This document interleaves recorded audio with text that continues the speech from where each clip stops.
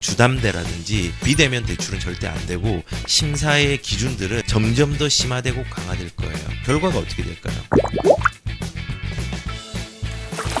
오늘부터 한 달 이내 정도까지 주목해야 되는 정책의 변화들이 있어요. 첫 번째가 대출에 대한 변화예요. 일단은 다행인 게 제가 방송한 이후에 이제 고승범 금융위원장이 전세 대출이랑 집단 대출에 대한 중단은 없다라고 얘기를 했어요. 근데 뭐 일단은 되게 좀 우스운 꼴이 된 게 고승범 금융위원장이 후보 시절부터 강화하겠다 하겠는데 지금 세입자들이 난리가 난 거예요. 민원이 들어오는 거예요. 그러니까 대통령이 이거 안 되겠다. 여론이 안 좋아지니까 실거주자 보호해달라. 실거주자 보호하는 게 뭐죠? 전세를 받을 수 있도록 하는 거예요. 예, 그런데 그게 안 되게 하겠다라고 이미 해놨는데 이제 위에랑 거기에 있는 수하의 수장들이 신호가 안 맞았던 거죠. 그래가지고 결국은 규제는 하지만은 전세는 좀 보호해주겠다라는 걸로 좀 변경이 되었어요. 다만 이제 집단대출, 전세대출 제외하고 주담대라든지 뭐 신용대출이라든지 이런 부분들은 조금 더 강화가 될 것 같아요.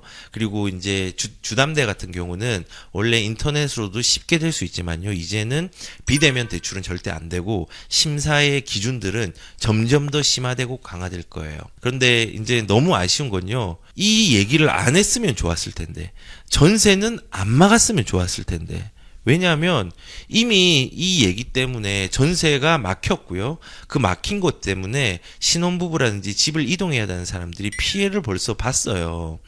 예를 들어서 여기 보시면은 신혼부부 얘기예요. 전세로 계약은 죽어도 못 바꿔준대요. 이미 계약을 한 거죠. 반전세로. 계약을 파기할 수도 없고요. 정책이 오락가락하니까 생활비만 줄어들게 생겼어요. 올해 1월에 11월에 결혼을 앞둔 신혼부부가 서울의 아파트를 원래 전세를 대출을 받아가지고 하려고 했는데 반전세로 계약했어요. 왜냐하면 대출이 안 됐거든요. 전세도 안 됐거든요. 그래서 겨우 부모님의 손을 빌려가지고 반전세의 보증금으로 채웠는데 14일 날 대출규제 총량에 대해서 전세 제외한다는 얘기가 나오니까는 이 계약을 한 상태에서 변환할 수가 없는 거예요. 그래서 제2금융권을 쓴 사람이 있어요. 특히 사채를 쓴 사람들은 신용등급이 깎여요. 이런 상황을 이미 만들어 놨어요. 그런데 며칠 지나지 않아서 또 상황을 바꾼 거예요. 이게 사실은 챙겨주겠다의 문제가 아니라 신뢰의 문제예요. 우리가 믿을 수 있는 사람한테 뭔가를 맡기잖아요. 카페를 운영하고 20개를 성공한 사람한테 투자 좀 해주십시오. 투자를 하러 왔습니다. 저한테 투자해 주십시오 하면 투자 당연히 하죠. 왜냐하면 100점 100승이니까. 근데 20번을 투자를 해가지고 20번을 다 실패한 카페의 사장이 왔어요. 그런데 이번에 실패한 부분 없을 테니까 투자를 하쇼라고 하면은 누가 투자하겠습니까? 절대 투자를 못하죠. 신뢰가 없기 때문에 그래요. 믿음이 없기 때문에. 그런데 또 이렇게 부작용을 만드는 발언들을 해가지고 소수지만은 그 소수가 심각한 상황들이 연출이 되고 있는 거예요. 생활비 깎여 먹잖아요. 유사 사례들도 되게 많아요. 얼마 전에 재건축 2년 거주 요건에 대해서 뭐 입법도 이것도 완전히 뭐 정책으로 만들지도 않고 법을 개정도 하지 않았는데 재건축 2년 거주 요건 때문에 실거주로 들어오기 싫은 실거주로 재건축에 있는 사람들이 들어오게 되고 그럼으로 인해서 세입자들이 밀려나게 됐죠. 그리고 이거 취소를 하니까는 이 사람들이 이미 행해졌는데 결과를 만들어 놓고 기다리고 있는데 이렇게 불필요한 어떤 부작용들이 생긴 거고 또 유사 사례가 있어요. 작년에 6.17 대책 때 비규제 지역에서 규제 지역으로 이제 지정된 이제 물건들이 있어요. 그런데 그 중에서 이제 분양권 같은 게 있었단 말이에요. 근데 비규제 지역에서 조정 대상 지역으로 되면요. LTV가 확 줄어들어요. 원래 70%짜리 50% 줄어든단 말이에요. 그런데 잔금, 분양한 사람이 잔금을 치러야 되는 시기가 되었어요. 뭐 검단 같은 게 그런 케이스가 있었죠. 그런데 축소되니까 잔금 계획에 문제가 생긴 거예요. 근데 그거 대출 못 해주겠다 이렇게 해가지고 난리가 났었어요 그때 한번.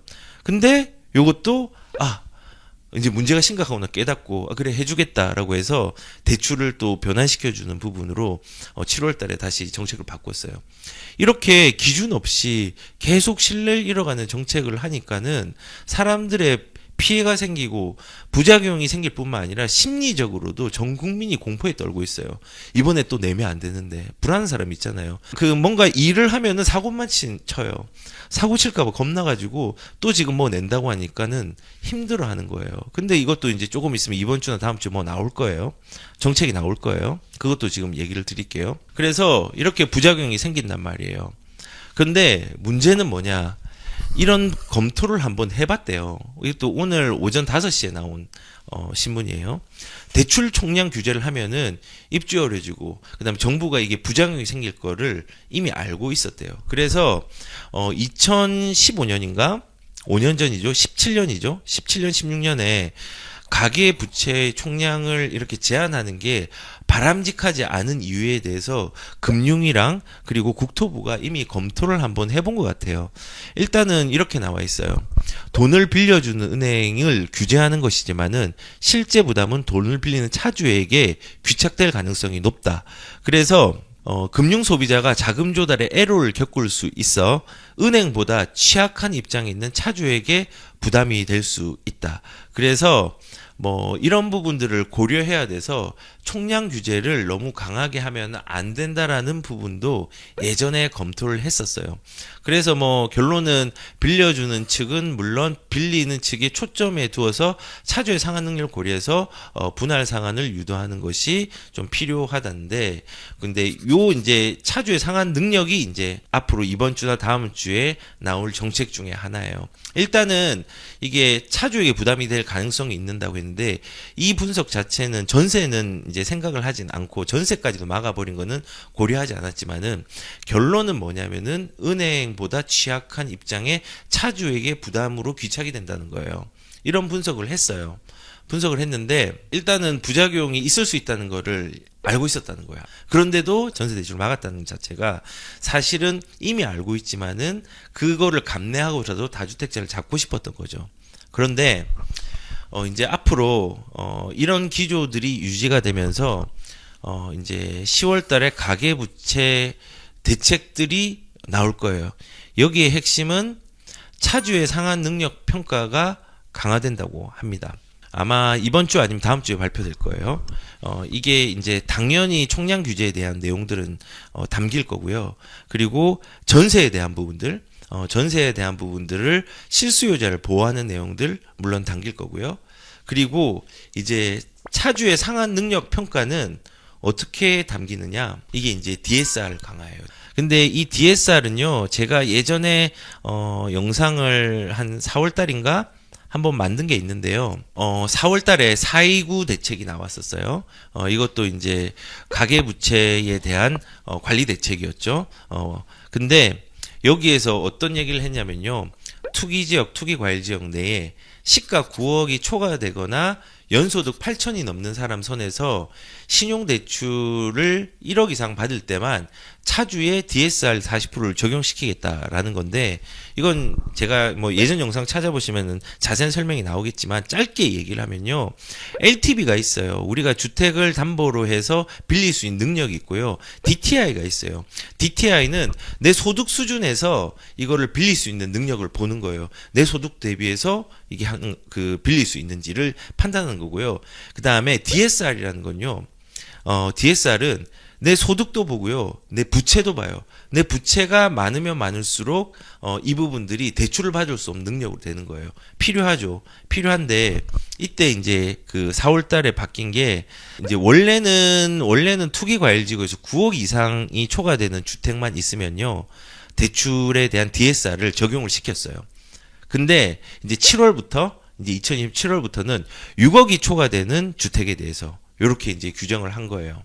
그리고 신용대출 같은 경우는 이제 1억이 초과되는 부분에 대해서. 그런데 이제 나중에 2단계 2020년 7월, 2023년 7월이 되면요. 그냥 총 대출이 2억이 초과하면요. DSR 무조건 적용을 시켜가지고 대출을 규제하는 거고요. 그 다음에 2023년도가 되면은 1억이 초과하면요. 무조건 DSR 40%를 적용시키겠다는 거예요. 이게 의미하는 바는요.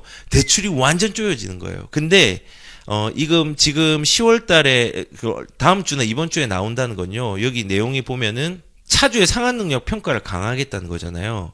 이 DSR에 대한 부분들을 조금 손대서 조금 더 강하게 나오거나 조금 더 빠르게 하거나 이 부분으로 나올 걸로 예상이 되어요. 예상이 되기 때문에 아마도 대출이 많이 막히겠죠. 그리고 특히 저는 신용대출에 대한 부분들 있죠.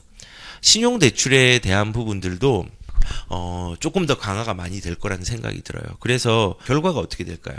저는 예측하건대 그 결과는요, 갭 투자가 일어날 수 있는 가능성이 커요.